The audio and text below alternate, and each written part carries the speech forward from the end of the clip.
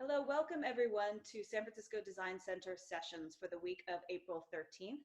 I'm Elisa Carroll, Editor-in-Chief of Henry Magazine, and today we're joined by three of San Francisco's leading designers. To my left, Kelly Hohla, the principal and founder of Kelly Hohla Interior Design. Welcome, Kelly. Thank you. Hi. Hi. Suzanne Tucker, the founder and principal of Tucker & Marks. Hello all. And Catherine Kwong, the founder and principal of Catherine Kwong Design. And thank you so much to all of you for joining us during week 5 of Shelter in Place. And we were hoping to start by just getting a touch in and a climate test on how things are going now that you've transitioned to working remotely. And to find out if you wouldn't mind sharing some of the best practices you've put in place with your teams to ensure structure and organization going forward. Suzanne, would you mind starting us off? Sure. Well, I'm sure for pretty much everyone, all of a sudden having to work from home exclusively became a challenge. In our case, we work, of course, from computers in the office, but I was surprised to discover that not everyone had computers at home. So people would work off of iPads or their phones when they weren't in the office. So we had to set everybody up with laptops immediately. And that was a challenge because getting a laptop that first week of shutdown, you would have thought they were, as rare as hen's teeth. So we did that, got everyone up and running. But what we found pretty quickly was that the important aspect was establishing a routine and a schedule. So we have 9 o'clock meetings with our senior staff every morning, and then we move to junior staff, then we move on to the architecture staff. And within that, we've found that that creates the structure that's not only necessary for our work environment, but also to keep psychologically and emotionally engaged. If there's one thing I think we've discovered in our shutdown world is that our industry is a very sociable and social industry. We engage with each other. We engage with a lot of tactile things. We don't work behind computers and cubicles. So it was important to keep that virtual connection going. And it's been very successful so far. Right, right. No, you said you've been incredibly busy in maintaining your schedule, so that's wonderful to hear. Kelly, how about you? You mentioned you were instituting a 9 a.m. call as well. I kind of had the opposite problem that Suzanne had. We are set up to work from laptops from our office because we move them around the office a lot and meet in different spaces. So that was fairly seamless with everyone. As far as like setting up team meetings, the first week or two, I was just calling everyone separately, and I was kind of finding myself exhausted at the end of the day, trying to keep up with work, trying to keep up with the changes and staying checked in with everyone. So we did start about a week ago doing the Zoom meetings with the team, and it's great, and it's very kind of uplifting and just hearing what's going on with everyone. So that's been great progress. And Catherine, you as well, yes? Yes, we have a daily morning call as well on Zoom. And I think the first few days, we're a very small office. So I think the first few days, it was more just, how's everyone doing? Like checking in with one another. And I have to say the first few days, we were a little bit floating, as Suzanne described, just kind of like what's important, what are we responding to? So we kind of quickly established, every morning we do a whole team meeting just to check in and sort of see overall how projects are going and any sort of fires that need to be put out. And then our senior designer then kind of tells people which project teams she wants broken out. And then we do separate project calls that way. And it's nice because I think we all get an overall view of what's going on at the firm, but then there is special time carved out for us to dive a little bit deeper onto those sort of details within each project. Okay, so maybe for designers out there, establishing a regular schedule, just as you would if you were in the office, starting the day, checking in with everyone, maybe on a 9 o'clock call, and then breaking out into focus groups or, to do a deeper dive with certain staff. Okay. Now, how's it going working virtually with the showrooms? A lot of them have adapted, many of them have adapted so beautifully and nimbly. We just wanted to touch base with you and see how you're finding services are working with the showrooms. Suzanne, would you mind starting? Sorry, who? Would you mind sharing what your experience has been like working with Shelter in Place? It's actually been surprisingly very easy. I mean, everyone right now, I think, wants to be so accommodating, and it's important to be accommodating and do what we can for helping each other.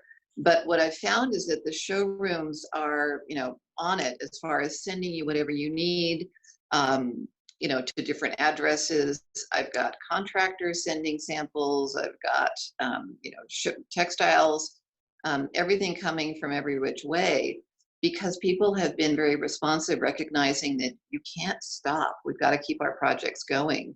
And in turn, we want to be supportive of our showrooms and keep them going as well. When all of this lifts, it's probably going to be an avalanche of work, and we want to keep up on it ahead of time. Yes, absolutely. And all of the showrooms that I've spoken with are really trying to service as seamlessly as they can. And obviously, if they can't get to their textile libraries to pull samples, then they're having their vendor send them directly. Confirming shipping addresses, making everything as sort of as white glove as possible. And Catherine, you shared an experience you had through a virtual visit with a showroom, one of your vendors in LA, that was really helpful. It was, I have to say all the vendors that we work with and all the sales reps have been incredibly just kind in reaching out. And, everyone's kind of going through the same thing, but we've received so many emails that were kind of like just checking in with the team, seeing if they could help with anything. And a lot of the, vendors that we work with are saying, I have access to the library on Tuesday morning. Let me know if you want us to send you anything. So it's been really sweet and kind of nice to see that. And we set up a showroom Zoom call, basically, with a showroom that we work with. And one of the salespeople basically took her phone and kind of just, held it up and just very casually kind of showed us new inventory, new vintage pieces that had come in. And I have to say, it was really nice to view that together as a group within our office. And sort of as she was showing things, different designers in the office were kind of saying like, oh, this fixture would be good for this project, or, just asking questions about like what the different finishes were like.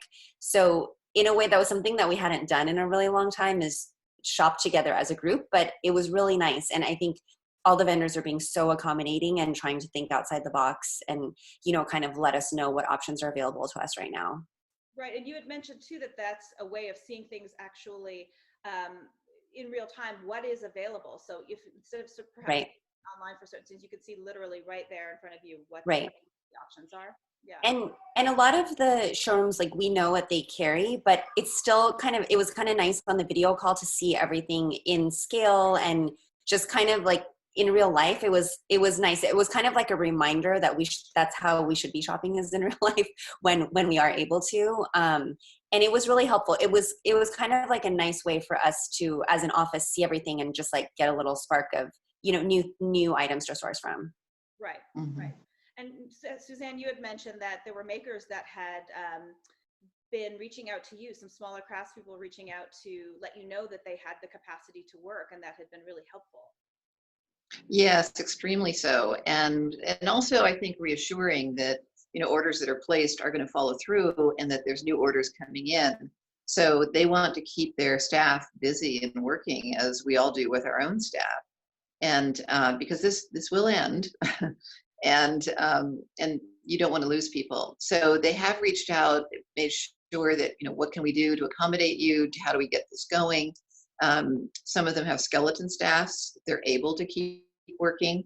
And so people, I think, are being incredibly accommodating as to what they're willing to do, what they're going to try to do, and keep swimming, basically. And I think it's important to keep in touch with the vendors, and especially with workrooms and craftsmen that, are making custom items specifically, because I think we're used to these boom times when it's so hard to even get in line to have your pieces made, and there's such a long lead time that you sort of kind of assume that all these workrooms are always busy. And this has kind of been and shed a little bit of light, I think, on the workflow that we have here. One of our woodworkers that we work with a lot, he's always just so busy and, works incredibly long hours, works incredibly hard. And he was following up with one of our designers and, mentioned, he said, I have a lot of work right now, but probably in the next few weeks or so, I'm going to start running out of things that are in my pipeline. And that was nice. I was glad that he had reached out and said that, because for us, we were like, oh, he has time. Like, he never has time. Let's give him things to work on. There are 100 things that we give him right now. So as a team, you know, one of our designers said, hey, does anyone have any woodworking, you know, projects that need forward movement? And so we just did a quick brainstorm and just came up with like, oh, let's start on that banquette now. Let's get this design. Let's get this quoted. And it made me happy that he felt comfortable to reach out and kind of tell us that he was looking for that work, because, you know, we are in a lucky position to be able to kind of steer work towards these workrooms that we value so much. And, you know, I think it's important to do everything we can to keep these people up and running and, you know, keep businesses afloat. And, you know, if we have work, right now is the time to be giving it to our vendors. Absolutely. Agreed. And the more we're communicating with our vendors, the more we can find that out. I had a lovely chat with my window treatment and pillow fabricator the other day, probably like a 2-hour chat. I don't know the last time I talked to her on the phone for 2 hours, but initially she had said everything was shut down and they couldn't do any work. And in talking to her, everyone's kind of adjusting to what's going on. And she said, I can't do much right now, but I can do pillows. So if you have pillows, then I will do them by myself at my house, and I can send materials to the people that work for me. So like, if people said something at one point, things are kind of moving and changing a little bit now as people are figuring out how to do this for the long term. Right. Yeah, I was on a town hall this morning with one of the showrooms at the SFDC who's being incredibly nimble about this entire situation and has a spreadsheet of, you know, maybe their 80 vendors that they're working with, which updates daily in terms of availability, production, shipping, and what the capabilities are for each of those vendors. So, you know, communication really, right, seems to be key right now, and just staying in touch and finding out what the latest is for each of those makers. Yeah. You know what else, riffing off of what Catherine was saying, these kind of like video virtual tours, if you will, of showrooms, that could be an amazing thing for the future. Or even if there's like a daily or weekly tour that these vendors are putting on their website, so that they don't have to do it separately with every single person, but it's just kind of a nice check-in that you could have that feels live. Yeah. Yes. And Suzanne, I think I think the showrooms are actually going to find that this should be a vehicle that they continue into the future, because by having a virtual presentation of fabrics or lighting or whatever it might be, and being able to send it out to, you know, 50 of your clients, they can get to all of us much faster than trying to make an appointment to come in and show everything in my office. I'd watch it in the evening, maybe, you know, or on a weekend, and not take the time out of my workday. So I think the showrooms may be onto something here that they should consider keeping in the future. Agreed. And may I ask you, you know, on that front, how are your presentations going? The encouraging thing from everyone has been that, contrary to what perhaps we expected in the beginning, many homeowners want to move their projects forward. And Kelly, as you said, they're delighted to be able to do that, to know that you as the designer are able to keep their project moving. Can you share how your presentations have been going? And yeah, I mean, in the beginning, there were some nerves on both ends, I think, with the clients not having done Zoom before or some other format like that. But I think what's happening is they're actually really excited, and it's fun and it's pretty efficient. I'm having the most success with anything architectural where we can do renderings, plans, and then maybe send the drawings ahead of time in Dropbox for the clients to review on their own and come up with any questions. And then we all hop on a call and go over it together. That's going really well. Where things are a little bit problematic is when we're trying to present like a fabric or a tile or something tactile. I can send pictures, but the color's never quite right. The lighting's never quite right. So I think other designers are shipping things. I think I need to start shipping materials. Basically, I think that is a missing link that I'm having, is just the virtual with tactile things is not working. Right. It's hard because it's, you know, it's like the two parts of it are, you want your materials around because that is what is inspiring you to put things together and make these palettes. And then the other side of it is like presenting that to the client and inspiring them and kind of getting the point across. I mean, I think all of us are obviously very tactile, and I find that to be kind of the most difficult part. I think it's easy to put digital presentations of furniture and obviously the interior architecture is a lot easier in a digital way, but for me, it's kind of that sort of creativity of just looking at fabrics and seeing things together and having that sort of alchemy is really important. We have one project that is very materials heavy. We're in the beginning stages, but we're kind of trying to figure out some key materials.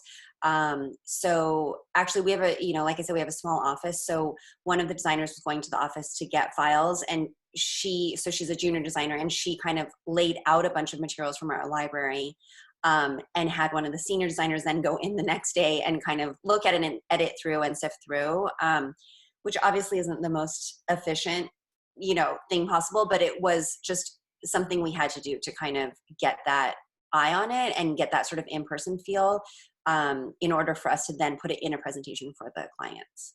Right. No, I think that's really resourceful and an imaginative way of doing it. And Suzanne, you said another thing you kind of had to adapt to was attention span on Zoom. So typically you might go in and present a whole home. It might take up, can you share a little bit about that? Yes, it's interesting because when you're around a conference room table and you've got all your materials there and clients can touch and feel things and see it all, their attention span tends to be, say 2 hours or more if they're unique. But I found that on Zoom meetings, they do not have the attention span. You absolutely have to send an agenda so that they stay focused, so you stay focused, but and to shorten your expectations of what you can actually cover, because people have a lot of distractions around them when they're doing Zoom meetings. The pop-up messages, or the kid comes in, or the dog, or the phone rings, whatever. To be always staring at a computer screen for more than an hour, it's a lot to ask in a presentation. So I found that by limiting them to a set time, it's easier for the client to wrap their head around that. And then some will say, can we go longer, which is great.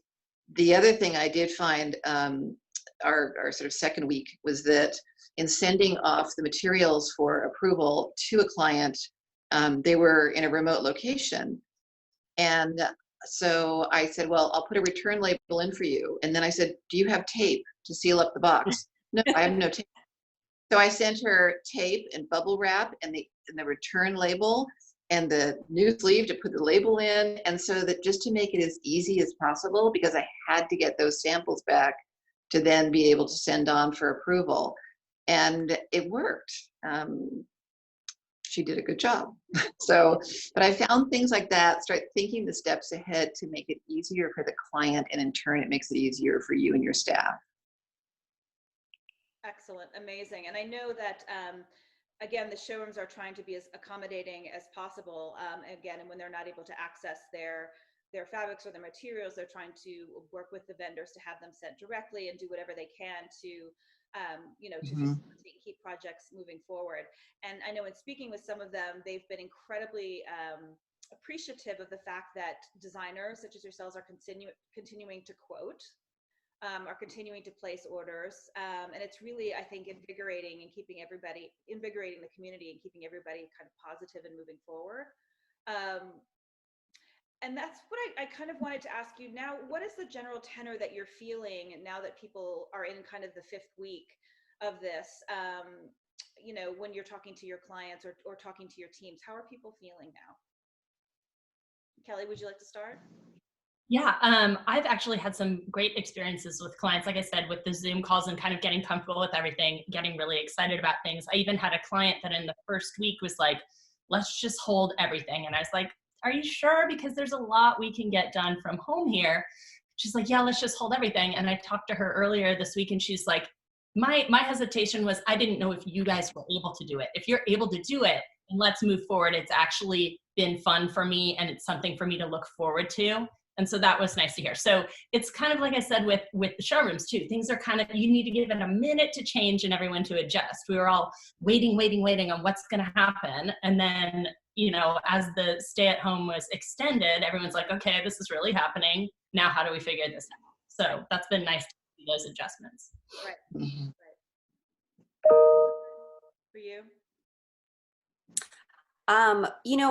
It's funny. I thought that things would come to a much sort of quieter standstill.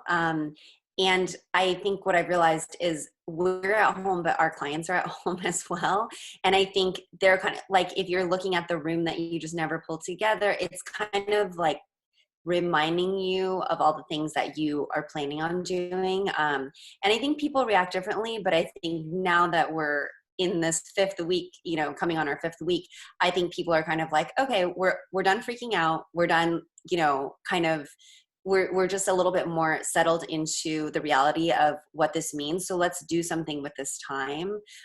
So some of our clients have reached out and kind of said, let's get started on XYZ. Let's push this forward. And I've gotten a couple new project inquiries, which surprised me. You know, I thought that definitely things would be slower than they are, but it does seem like people are kind of like, I'm home, let's make use of this time, which I, you know, obviously appreciate. Right. And may I ask you, you know, just to close, over the years in conversations and in panels, we've all talked about the idea of home as sanctuary, as a place of refuge. And it's always kind of been a little bit in the abstract, but now that's actually very much the reality. And so I wondered if you've had a chance to connect with past clients or current ones about how they're feeling about the rooms that you have designed for them, and are they having a new appreciation for that service and what that feels like to be in a beautifully designed yeah. I think so. I mean, I think, you know, we've had really, really nice messages from some of our clients. And I think even just them spending more time at home for people who we're not doing ground up construction for, but who are renovating their home or they're doing furnishings, especially, I think they're sort of like appreciating the actual space and kind of diving into that process a little bit more instead of it just being like something to check off the list. I think they're like feeling in the space a little bit more, which is nice. There's like a little bit of appreciation, I think, for what we're trying to do together. Right. I've received some amazingly kind notes and emails from clients that even we haven't worked with in a couple of years, just appreciating the details and the comfort. Also, it's lovely support in social media, clients seeing, you know, postings of their projects as I have a little more time to like be thoughtful about what images we're posting and what we're saying. People are reaching out and excited to see their houses and like having more moments about it. So it's been super positive. And it kind of helps you keep going. Suzanne? I agree. I think clients are being able to spend or just being forced to spend more time in their homes. I think there's the upside that they're realizing that how lovely it is to be in an environment that reflects who they are and is beautiful and cocooning and all of those good things. And then I think the ones who realize, oh my God, we never really finished this, or let's get going on this. And the current projects that are going on, it's the clients who say, let's keep shopping, let's keep doing things. So it's something to do. Right. And that's, I think it also shows the strength really of the design industry and how important home is, and how it's not about, you know, how big it is or how fancy it is or any of that. It's about how it makes you feel. Yes. That's a beautiful. I'm excited to see too. I really think it's all of this is going to make a change. You know, we could all be worried that we're not going to have work and things are going to come to a halt, but I'm like seeing a lot of positivity in things like this and connecting with other designers and connecting with clients. And I think people by the end of this are going to be so ready to get out there and get started and get excited about things that I think it could make actually a really great year once we're able to do that. Right. Mm-hmm. Agreed. And it's such a beautiful thing to be able to find a home, or find that your home supports this time when we're all with our families, and having a little more time to reconnect with them, that the home becomes a sort of shelter for all of that, and even more appreciation for what it is that all three of you do. So thank you so much for that and for your time. And please, you and yours stay healthy and well. Thank you, Elisa. And thank you. Good to see you all. This is fun. See you. Yeah. Thank you for doing this, Lisa, and best of luck to everyone out there. Yes, thank you. Thank you. Bye, guys. Bye.